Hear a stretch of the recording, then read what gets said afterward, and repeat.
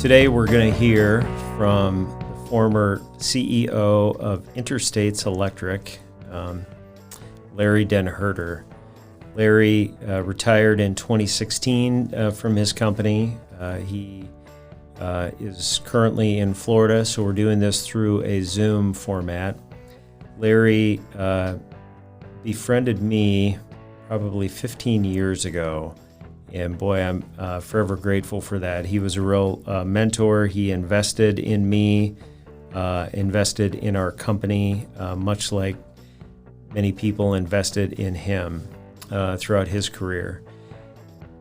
The idea behind this podcast was to create content about people in the industry. We started with story retirees. This is our first venture into somebody not from Story as part of the podcast program. And I can't think of a more fitting person to lead it off with than Larry Den Herter.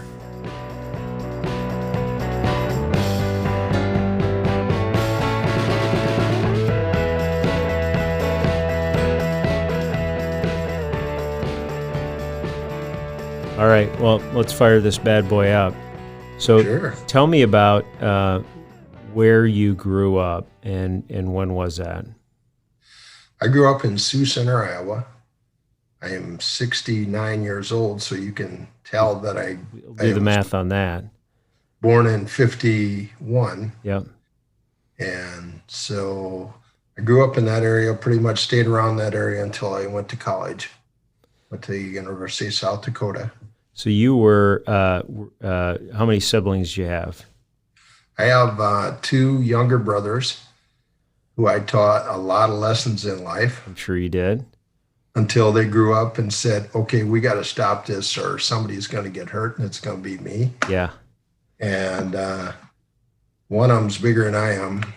Greg lives in Virginia. He worked for a flour milling company. He worked for Conagra and he worked for Interstates. Both the boys did. My middle brother still does.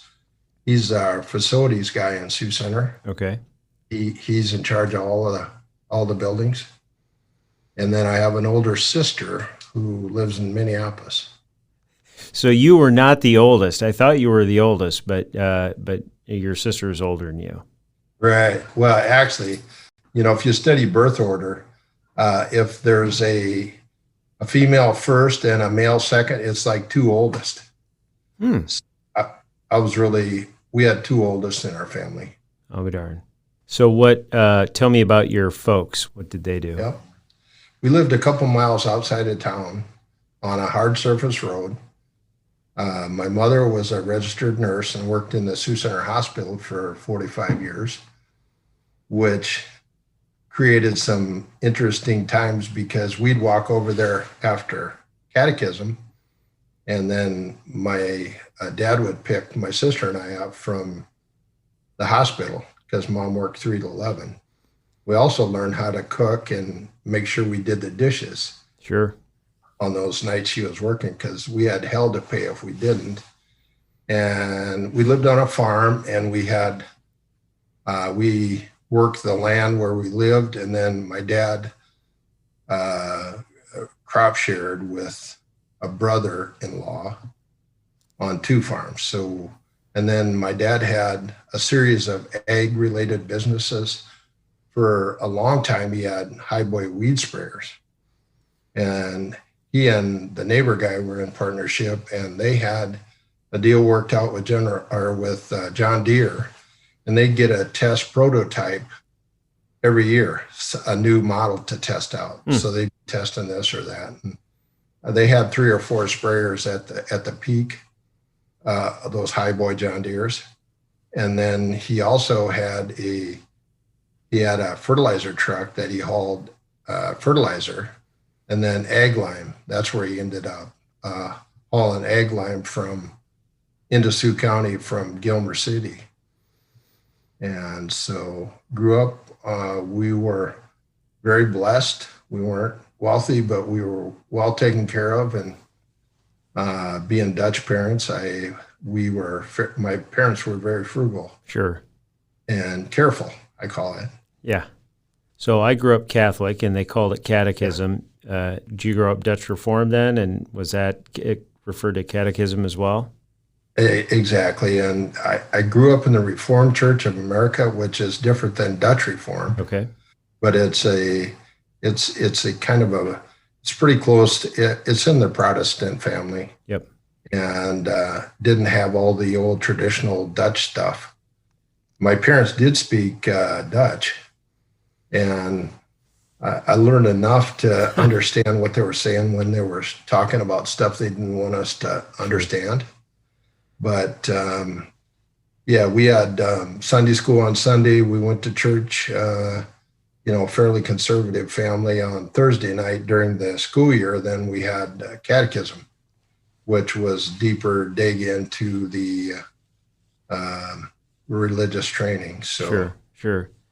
All right. yeah, So you were, what did you do in high school? Did you play the trombone? Were you in the play? Were you a basketball player? What'd you do?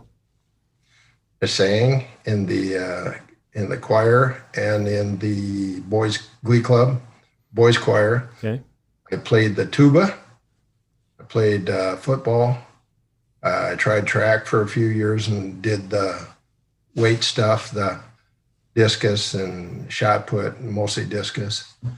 Um, what else did I do? That's about it. I wasn't very coordinated, so I gave up on basketball pretty early. And I didn't study though hard enough. It came too easy, so I kind of skated through high school. I really didn't learn how to buckle down until I went to a year of college and said, "Whoo, I gotta study. I can do this if I just apply myself." So you could go anywhere. I'm sure you had your choice of colleges you could go to. So Right, how did sure, how did whatever. how did you end up at Jackrabbit? How did that? Well, university. We went to the University of Vermilion. We Shari and I both went to the branch campus. They had a branch Oh, campus in Springfield. okay. Mal Churchma was my high school football coach, and he was from Springfield. And they had an some engineering courses there, and I took electrical or electronic engineering. And Shari was an elementary teacher. She got elementary ed, but I played 1 year of football and figured that as much time as that took and energy, I better be studying and trying to figure out how to pay for college. Got it. Well, I had a couple of part-time jobs at school, and then worked at Interstates in the summers and even on the weekends at times. Got it. So you mentioned Shari, your wife. So did you? Is she from Sioux Center as well? And she went there. Did you Nope. meet her in school? Yeah, we met in college, Okay. and she's from a little town called Olivet, South Dakota. It's on Highway 18, about 90 miles west of Sioux Center. And so she was 35 miles from college, and so we met there, and yeah, All there right. we go. Well, we'll get into that more in a little bit. So you studied electronic engineering, Right. and but you said you worked some at Interstate. So when did you part time or whatever? So when did you start your career at Interstates, or at least working at Right. Interstates? I started in 1969. I was between my sophomore and junior year of high school. And my dad, the Franken family, and our family we went to the same church. My dad and Johnny were friends. And dad was having coffee with John one morning at the local coffee shop, Doc's Cafe. And dad said to John, "Do you ever hire high school kids? Larry's looking for a job this summer." "Oh, no, I never do. They don't work out." Dad comes home and says, "No, that's not going to work."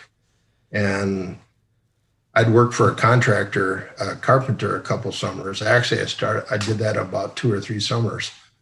A guy that built our house and my uncle's house and a cousin of mine. And then about 2 weeks after this conversation, John called and said, or his admin called and said, "Why don't you come in for an interview?" So I scared to death, 16-year-old kid come walking into this downstairs office.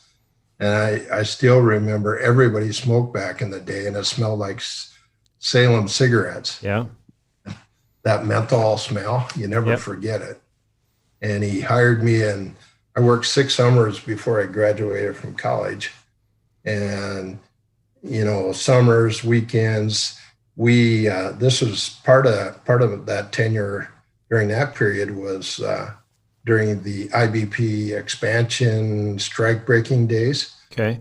So John had called me one time and said, "How about working Saturday and Sunday in Sioux City or Dakota City at Iowa Beef?" He said, "I'll triple your pay." I was probably making 80 cents an hour then. Yeah. Give you gas money. And then, but it's a little tricky. So you got to meet at the Y on Friday night. And then we all drive together with the bus in the back gate and sneak in. Okay. Huh. They were remodeling middle meets at that time.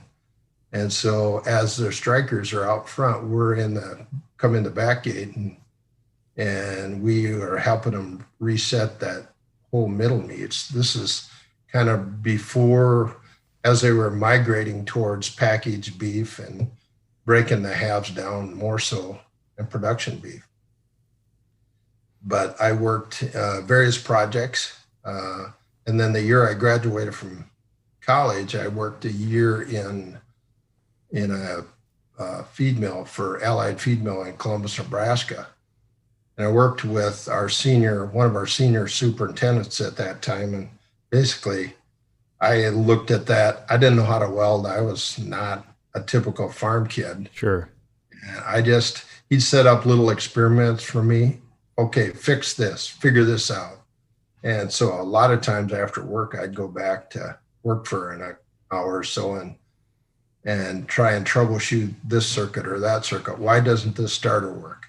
Okay, here's a drawing. Wire this up to that drawing. And it was really good practical application.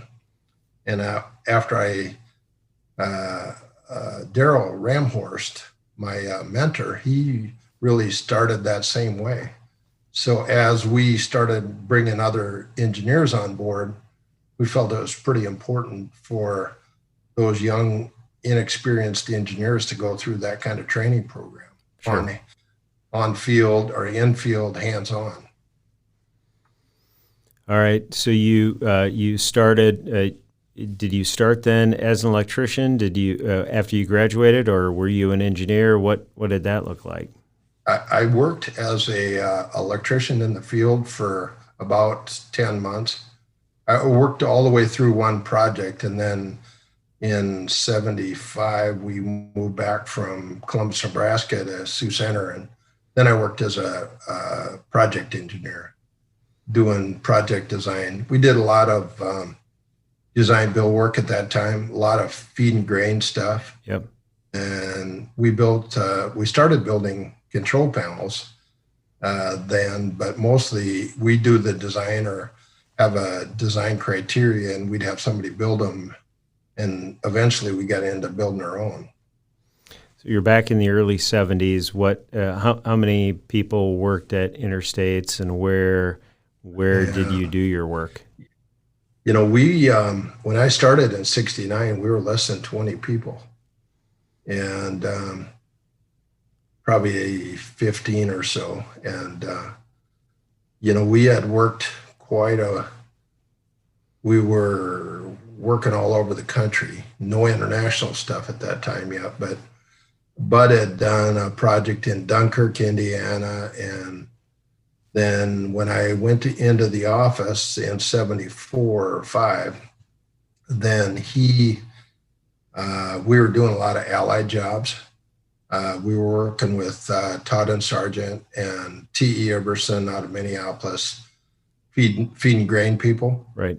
And so Memphis, Montgomery, we did a lot of work in the Southeast, Georgia, Mississippi, Tennessee. We kind of backed away from commercial work. There was no money in it. A lot of times you work for public entities that never paid you on time and hassled and haggled about everything, low margin stuff. And it wasn't, the design was already done. So we got more into feed and grain. We started doing pet food processing, that kind of stuff. And at that time, were who owned Interstates? Let's see, when I graduated from college, John Franken probably owned 65, 70%. And Daryl, well, there was actually three partners beside John, and one of them ended up going away. But John DeZale and Daryl Ramhorst had stock, and that would be from about 74 or 72 to about 75 or 6. And then Jim Franken came on board about 75 or 6. And then a couple years or a year or so later, he bought some stock. And then a year after that, about 77 or 78, I bought stock. So there was ultimately five of us that we ran with five shareholders. John he still had a majority, or he still had the most, but he didn't necessarily have a majority without Jim's vote. Got it. Yeah. And we ran that way for probably 15 years or so. And then we started selling more stock to some of the other long-term employees, maybe 3 or 4 of them. So you were designing, you were a project engineer. So just step through your career and some of the big inflection points at Interstates. I tried estimating, but I just didn't care for it. Were you good at it? No. Okay. I don't know. I could do it, but I just sit there and grind on that all day, and not so much. Yep. And there are people that are made for that and are really good at it. I give Ron Vanderplug a lot of credit. If you could work a job after he laid the numbers out, it was going to be right, and you had the money to do the job. Yep. Some not so much. Me not so much.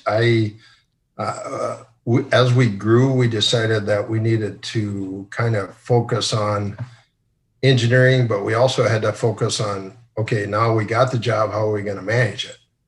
Because it was a little hard to kind of serve both of those entities at once, because something always took priority. So I kind of leaned towards project delivery and project management, which meant scheduling, manpower, materials, customers, and that kind of thing, contracts and so forth.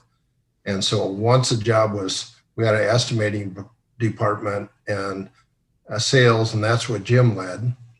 And Daryl led the engineering side, and I led the project delivery side, and John DeZale was our CFO, and John Franken was the president of the company. And he always wanted to keep his pulse on the labor, right? Which he owned until the day he retired, he thought. When did he retire? He retired in 95. And by that time, we had grown from about a handful of people to about 90, I would say, or so. Yeah. And I think our revenue was in the middle 20s by that time. Okay. 20, 25 million. And then when he retired, then Jim took over as CEO. And, he carried on a lot of the same attitudes that his dad had, except that he was a little more progressive, a little more open to change, and Jim went to Northwestern College and had a psychology background. So he, that kind of worked in his favor, trying to figure out what people were thinking and that kind of stuff. Sure. That's some of that whole leadership development. Daryl and I kind of led the technical side of our company, but the leadership development, which was really the other piece that was missing from, we could do technical and code training and all that stuff, but if the guy doesn't really care about his job, you got a bigger problem. So Right. put that leadership piece and the technical piece together, then we really started getting traction with our people. And was Jim older than you or younger than you? Jim was about a year younger than I am. I was in a class ahead of him in high school and so forth in school. Got it. Yeah. Okay. So, man, you're up to 90 people. So you've quadrupled the size of the company in Right. the 25 years that you've been there. Yeah, and by that time we got a little frustrated with the panels we had to buy because of cost, delivery, quality, that kind of stuff. So we started tackling let's build our own. That all sounds pretty easy, but you got to kind of train that whole concept from ground up. And this is before computer days, so you didn't have the computer graphics, so you had to figure out how to put this artistic graphical interface on the front of these panels. And we kind of started with that, and then that kind of morphed into PLC, programmable logic controllers, the early computerized control. They kind of replaced relays, and that was all happening as John was heading towards retirement. And boy, he hated that new technology. He just didn't understand it. Sure. And so then we kind of morphed into higher level process control and started doing batching and blending and some of that kind of stuff. And actually, Daryl and I each we said, if we're going to lead this, we got to know how to at least talk the language and understand it. So we each took a project that we programmed ourselves, which was not that much fun. Yeah. It'd be like estimating, only different. Yeah, exactly. And, it's one of those things when you're committed to it, you got to stay committed. Well, when you're managing either people that are leading projects or you got 5 or 6 jobs yourself that are going, it's pretty hard to stay focused. So we knew, then we started hiring engineers to do that and to do that kind of programming. And we had a handful of engineers around by that time. And then we hired computer programmers, some MIS type or IT type people. And they got into some of the more sophisticated languages that we did projects under. But okay, so now we're starting to grow. And now we're at maybe 150, 200 people. And when Jim died in 2001, I think we were between 2 and 250 people or so, maybe 300. I don't remember exactly, but we were in the 30 to $34 million by that time. And he died in 2001. And that was he sick or was that just unexpected? That was pretty much unexpected. He had after 9/11, we were both scheduled, Jim and I were both scheduled to go to China later on that fall. We were going to a World Ethanol Conference to see what this market could become and how we could approach more of that business internationally. And before we decided to ultimately go, we decided that maybe it was best if we both didn't go. So I went, and he went to Mayo that same time and had his annual executive physical. And so he came back from that with a pretty much clean bill of health. He had had some heart arrhythmia when he was a kid, but had the doctors were fully aware of that and said, okay, your heart is fine. Someday you'll have to maybe deal with this or that. And he was pretty optimistic about it. And I think early November he died. Driving to work and he had a heart attack, got the car stopped, and a passerby found him. Yeah, it was too late. Well, certainly nobody plans for that. So how did that What did that look like for you personally, and then what did that look like for the company? You know, fortunately, we had done a fair amount of disaster planning, uh, uh, key executive situation. You know, I had started thinking about that, and because that was October, November, and Daryl was done the 1st of March that next year. And pretty much he was right after Christmas, he was taking the last 2 months of his employment off to go to Texas to try that. So he was ready to bail. Sure. And we had a plan. I was buying his stock back. We had a plan for how we were going to do this, and yeah, all of a sudden, Daryl's retiring and Jim dies, and I'm thinking, wow, what did I get myself into now? Yeah. And we had enough key man situation financially.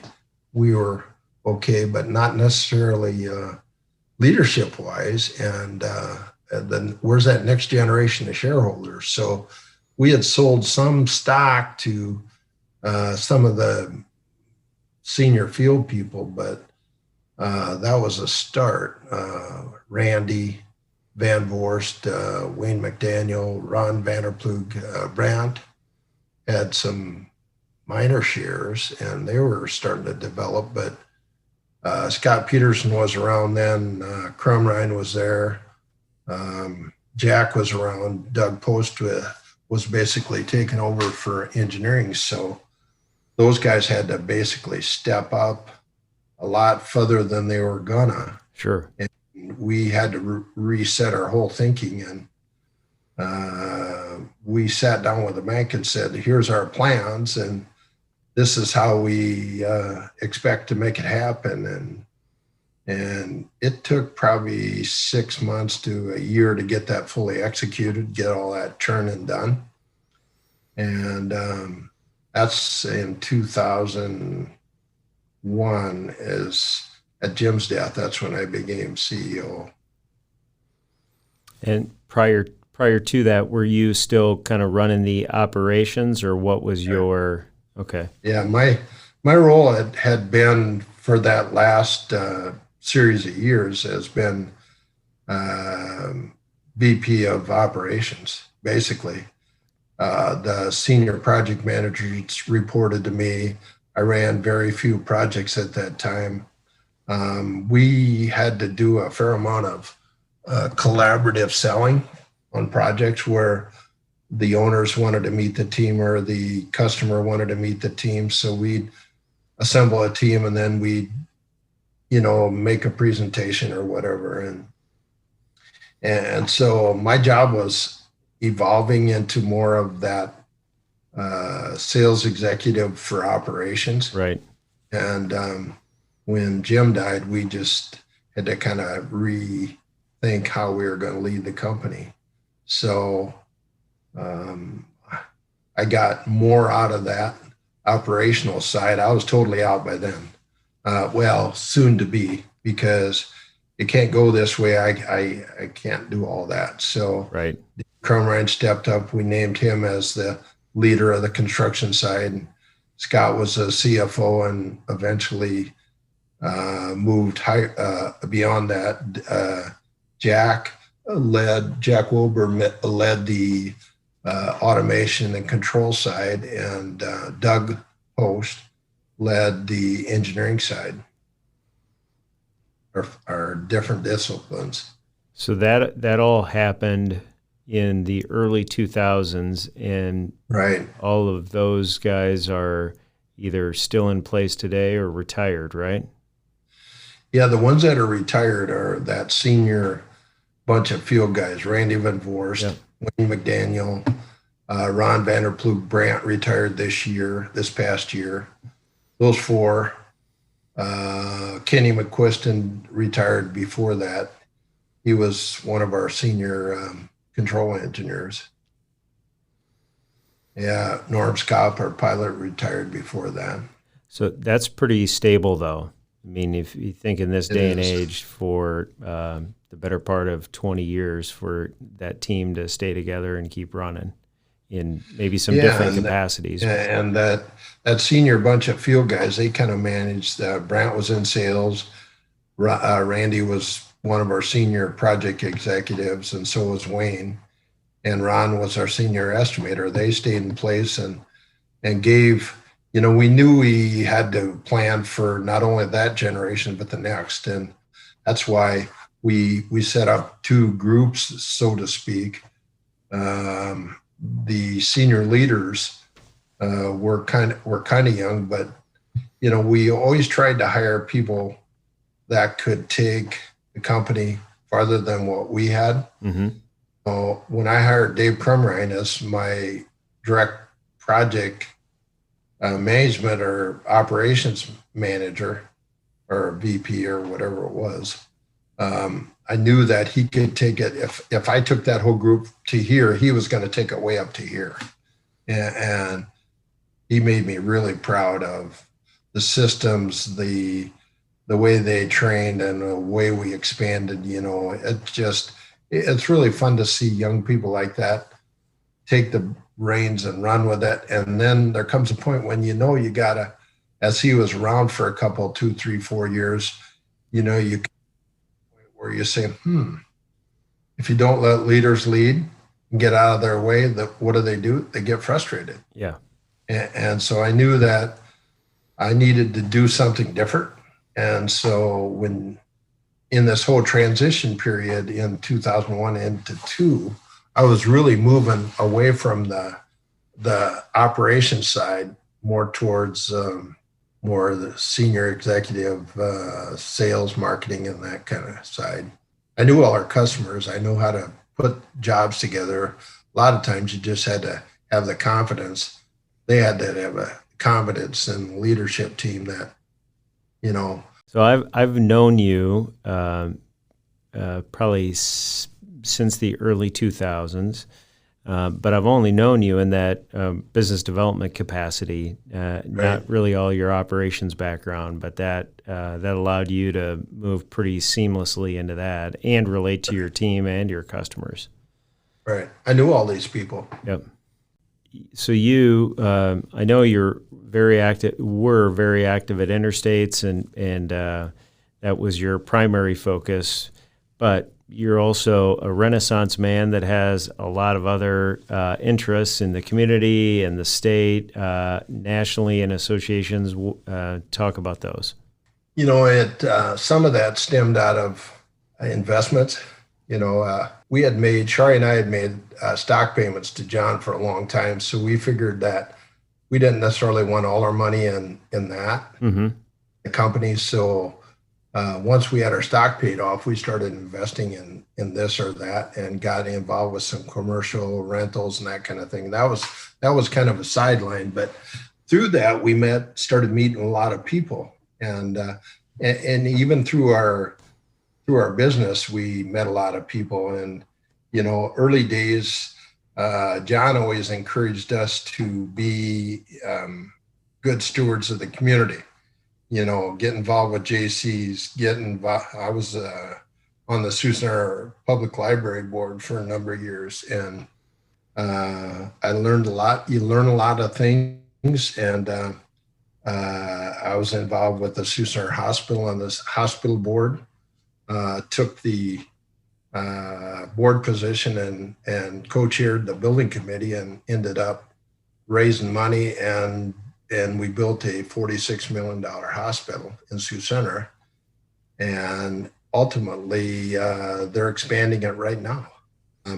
We always had Shari and I were always involved with stuff around the community, whether it was church or hospital or school or whatever. If you don't, if you're blessed, you got to give back. Right. And we knew it, and we knew we were blessed. And John Franken really showed us how to do that. I had the luxury of growing up in two very different but interesting families. And John knew that he was very blessed, and he gave a lot back to his community.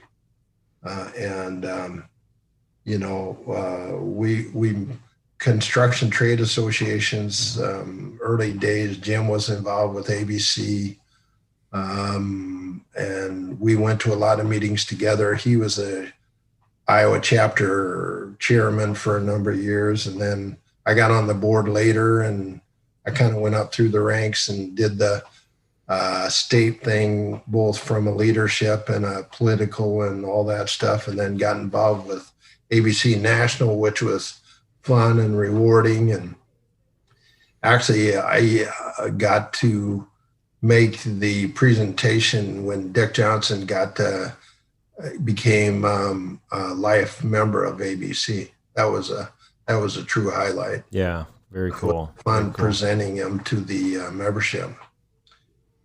Yeah, our part of we got involved with a lot of industry events too. You know, if you don't spend any time where your customers are hanging out, that's an easy place to build relationships where your customers are hanging out, right, getting their continuing education, or where that industry is growing. And when they allow you to be a part of that, that's pretty special.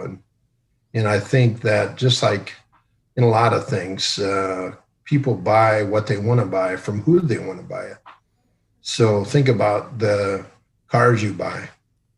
I have a relationship with a handful of car salesmen, and I call them up and I go to them, you know, and it's just like, I think in the services business like we're in, Mike, you know it just like I do.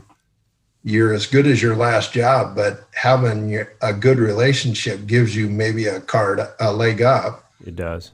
You stumble, you get a chance to recoup, possibly. Yep.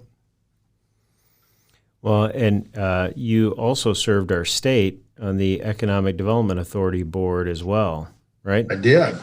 Yeah, that was kind of fun. I was appointed by Governor Branstad at the time when he came into his last 8 years, and which was going to be 8. It ended up only being 6, but that was interesting. This Iowa Economic Development Authority, headed by Debbie Durham, and you do those kind of things for dual purpose. I think part of it is giving back, but I took a lot of stuff that I learned there and brought it back to our own company. And we got to hang around with some really good, successful companies, people, organizations around the state. And, it was a fair amount of work because we had to prep.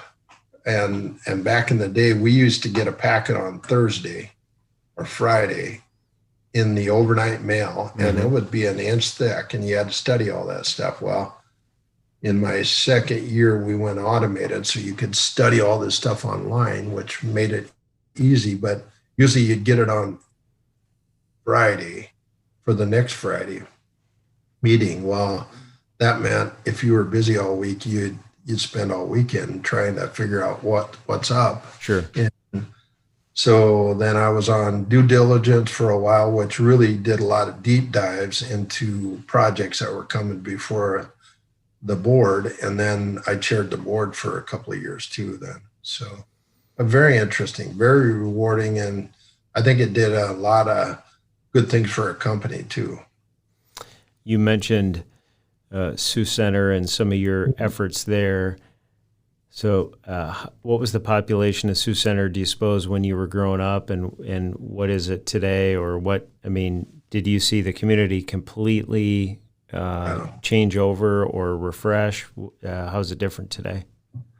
Yeah, it really changed. It was probably 2,000, 2,500 when I was growing up, and it's probably just a shade under 8,000 today. I think the community is very loyal to itself. And one thing I learned from people like Dick Johnson or those kind of people, or John Franken, if you don't reinvest in your own community, who's gonna? Right. Then the money, if somebody else does and sees the need, then where's that money go? It's out of town. Right. Well, I know you've been out of Interstates for a little bit, but how many people are at Interstates now? What's their? Yeah, I think that we scaled back a little bit after COVID hit Oh, because sure. we had really ramped up. I know that we had probably 300 to 400 people working in data center work, Yeah. and it's probably back from that. When I retired in 16, we were about 950 or so. And I think the highest number I heard is about 1,100 people. I'm not exactly sure where all the regional settings there are located. There's one in northern Minnesota. There's a We've had a regional setting in Blair, Omaha area for a number of years. Fort Collins.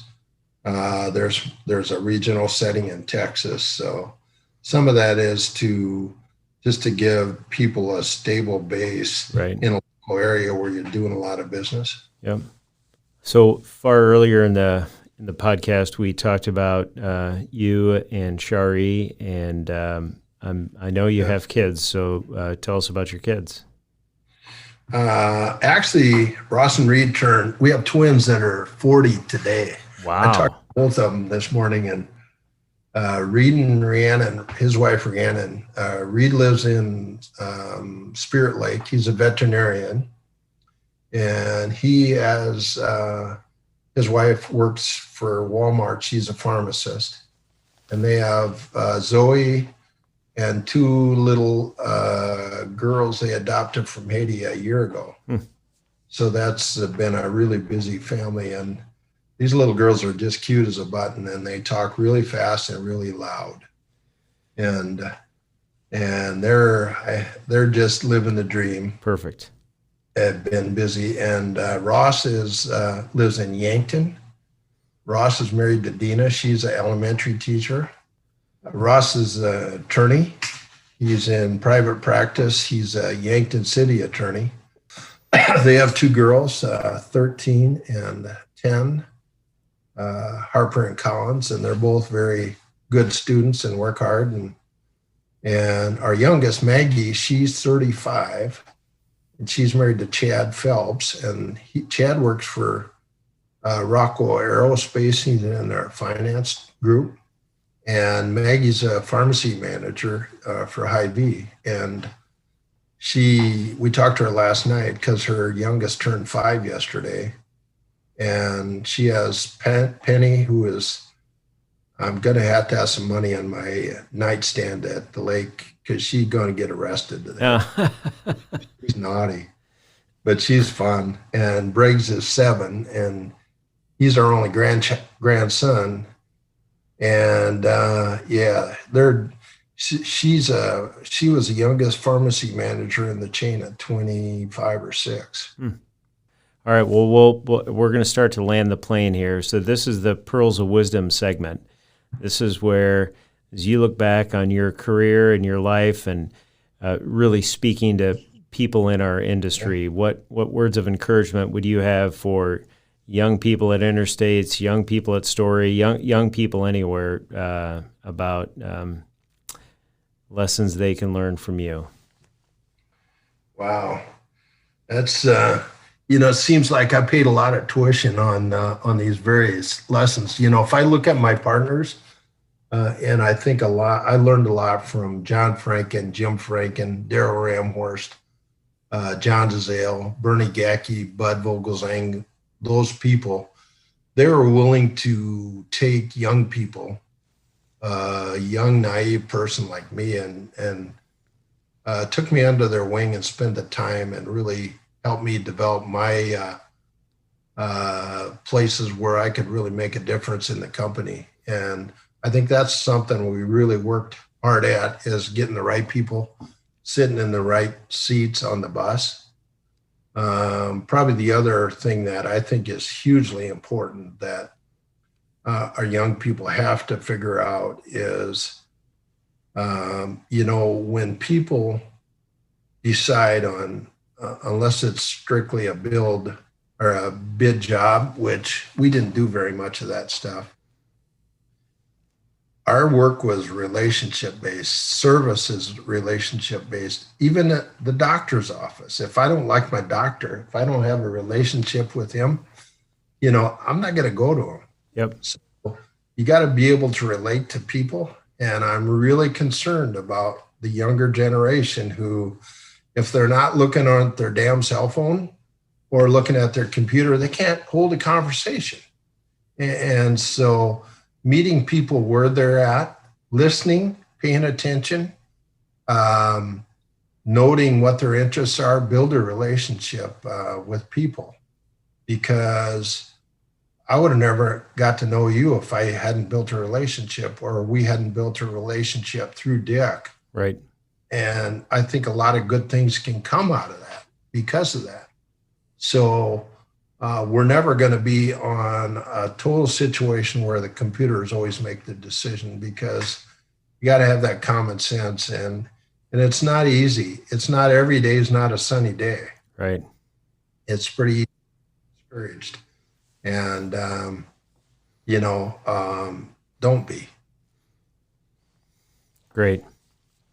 Well, I think that wraps it up. Unless do you have a mic drop moment? Do you have anything else to just throw into the pool?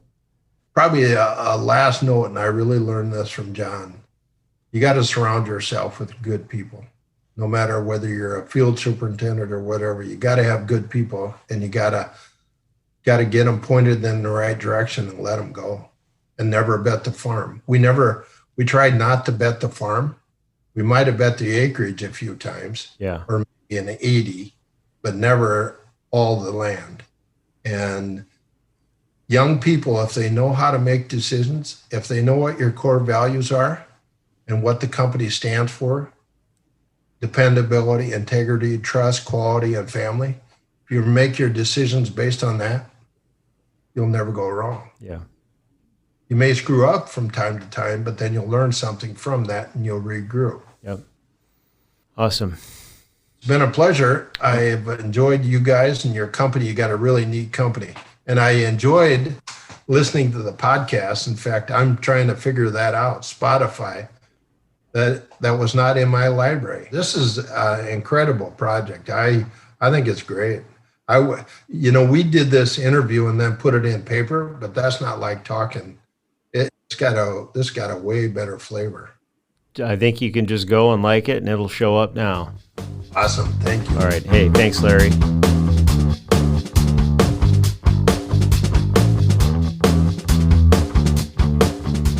There you have it. A lot of really good pearls of wisdom in there. I've known Larry primarily as a business developer, but I learned a lot through this as it relates to his operations background and upbringing.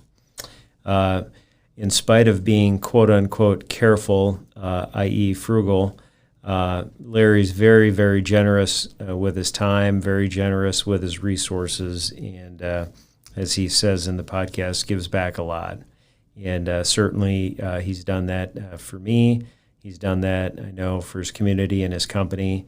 And thankfully he shared some of his story with all of us today in a very, very generous way.